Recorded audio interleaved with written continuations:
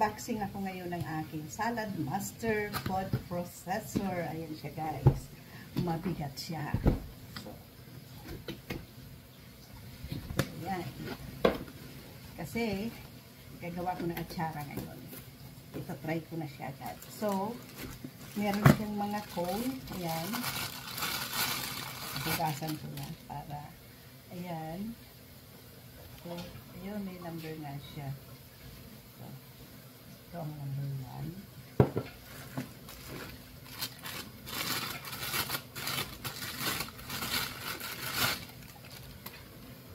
Yun.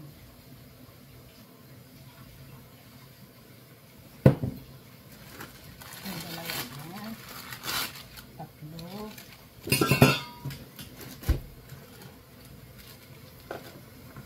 Ito muna ang mga box na guys. So, ito. 4. 5.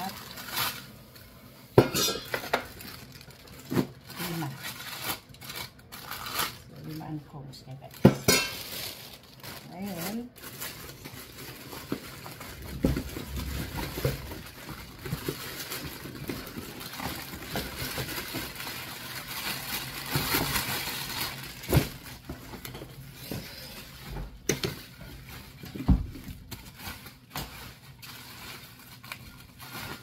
ayan, ito na siya. Siyempre, kunin ko ang kanyang base. Ilipat ko lang ng position guys ang aking ano.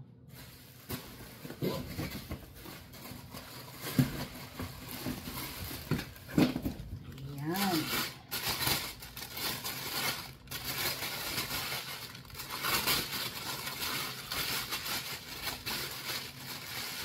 Ayan guys. So, ito siya.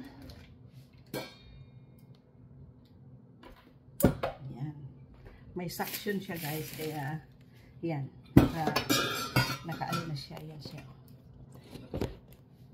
Ito na siya, may suction siya guys, so hindi na siya magagalaw. So, ito yung kanyang head. Yan. So, yan.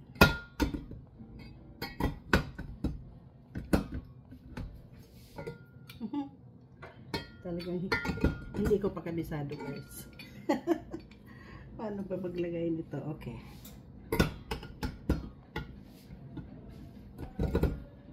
Uy! Paano? So, ito mahaba. Okay. Ganyan siya. Hindi ko may shoot. Yun. Na-shoot ko din. Talagang first time guys. Kaya pasensya muna. At hindi pa masyado pasensya. So, alisin ko lang muna itong mga plastic. Ito guys, pakita ko lang sa inyo yung aking salad processor, food processor from Salad Master. So, kabubukas ko lang siya. So, actually, meron siyang 5 cones. Ayan siya. Ayan. So, iba't ibang sizes guys. Ayan. At, ayan. So, ito try natin guys, ang bawat cone, ang kanyang gayat. So, kukuha lang ako ng lalagyan. Huwag nyo na munang asahan na makita ang mukha ko. Ito lang munang machine ang ipapakita ko.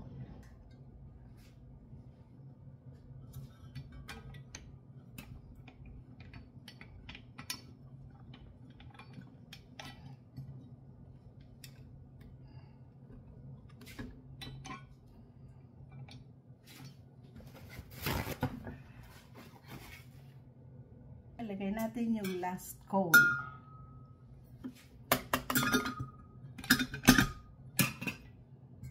Okay.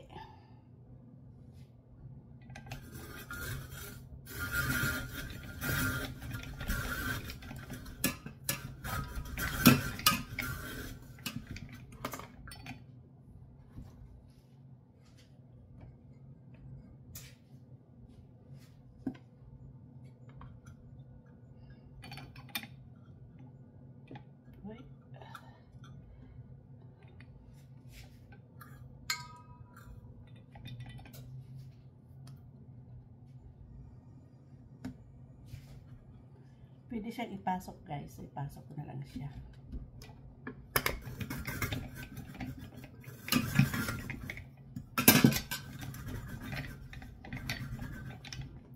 Hindi siya maabot. Ayan.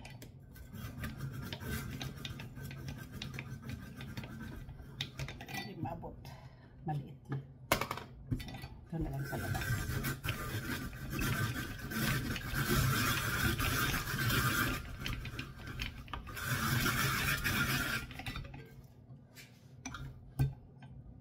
So, ito na guys. Kung gagawa kayo ng ayan siya. Ayan. So, pakita ko na sa inyo ang sample niya. So, ayan siya guys. Ito, pinong-pino. Ayan. Ito, pang ukoy. Ito, pang french fries. Ito naman, kung may design siya na pang design sa mga luto. At ito, potato chips. Ayan. So, yan ang 5 nagagayatan niya. So, ang sample ko is potato lang. So, yan ang salad master.